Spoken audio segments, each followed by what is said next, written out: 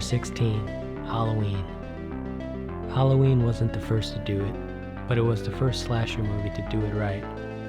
Frankly, it was the first movie with William Shatner's face in it that was watchable. Better than 1974's Big Bad Mama. 15. The Others. The Others is a classic ghost story that could have came out in the 1960s.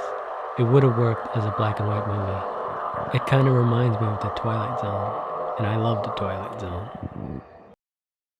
14. Hereditary. One of the newer movies on the list, Hereditary felt like it was made by a guy who was a fan of horror movies. Ari Aster, the director, made a slow, creepy movie that builds up until it explodes. I assume his list of horror movies have more Polanski than mine.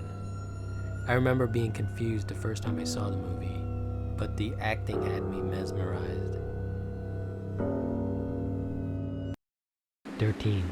Train to Busan, the first zombie movie on the list. A zombie movie with Korean horror flair. The zombies are part track stars and part contortionists. They're fast and there's a lot of them. There's a nice little story too, really watchable. 12.